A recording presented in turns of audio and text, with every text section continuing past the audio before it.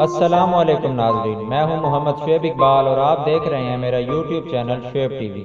آپ سے گزارش ہے میرے چینل کو سبسکرائب کریں اور ساتھ ہی بیل آئیکن کو بھی دبا دیں تاکہ میری ہر ویڈیو کا نوٹیفیکیشن آپ تک پہنچ سکے۔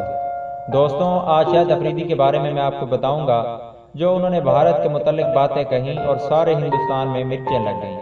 وہ بھارتی کرکٹر جو کل تک لالا کو ان کے اچھے کاموں کی وجہ سے شاباش دے رہے تھے اور ہمیشہ ساتھ دینے کا کہہ رہے تھے، وہی کرکٹر آج شاہد افریدی سے مخالفت کا اعلان کر رہے ہیں اور ساتھ ساتھ یہ بھی کہہ رہے ہیں کہ وہ کبھی بھی لالا کے ساتھ تعلق نہیں رکھیں گے۔ پر دوستوں، انہیں یہ پتہ ہونا چاہیے کہ جو بات شاہد افریدی نے کہی ہے وہ کس قدر سچی ہے۔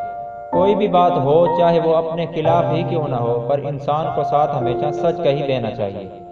دوستوں، شاہد افریدی جو اپنے دبنگ چھکوں اور اپنے دبنگ بیان کی وجہ سے جانے جاتے ہیں، انہوں نے کچھ دن پہلے آزاد کشمیر میں وزٹ کیا اور وہاں غریب لوگوں میں راشن بھی تقسیم کیا اور تقریب سے خطاب کرتے ہوئے یہ بھی کہا کہ پوری دنیا میں مسلمانوں پر ظلم ہو رہا ہے۔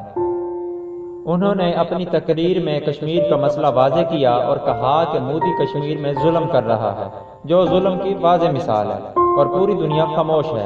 انہوں نے کہا کہ مودی ڈرپوک ہے، اسے پتہ ہے اگر وہ کشمیریوں کو بند نہیں کرے گا تو کشمیر نے آزاد ہو جانا ہے، اور مزید کہا کہ کرونا وائرس تو کچھ بھی نہیں، مودی تو اس سے بھی بڑی بیماری ہے، اور ساتھ ہی ساتھ ابھینندن کو آڑے ہاتھوں لیتے ہوئے کہا کہ یہ تو ایک چوزا ہے جس کی وجہ سے بھارتی کرکٹر کو مرچیں لگ گئیں۔ اس بیان کے بعد ایک سے بڑھ کر ایک کرکٹر نے افریدی کے خلاف ٹویٹ کرنے شروع کیے۔ یوراج سنگھ نے کہا وہ افریدی کی انسانیت کی بنیاد پر سپورٹ کرتے تھے، مگر اب وہ افریدی کو برداشت نہیں کریں گے اور کبھی بھی افریدی کی حمایت نہیں کریں گے۔ اور ساتھ ہی مشہور کرکٹر ہربھجن سنگھ نے کہا کہ افریدی کو اس طرح نہیں کہنا چاہیے تھا، انہیں اپنے اوقات میں رہنا چاہیے تھا اور اب کبھی بھی ان سے تعلق نہیں رکھوں گا۔ اور دوستوں، گوتم گمبھیر جو کہ پاکستان کی مخالفت میں سب سے آگے ہوتے ہیں، وہ بھی چپ نہ رہے، انہوں نے بھی افریدی کو تنقید کا نشانہ بنایا۔ شیکھر دھون اور سریش رینا نے بھی عوام کو خوش کرنے کے لیے حقیقت سے آنکھیں پھیرتے ہوئے افریدی کو تنقید کا نشانہ بنایا۔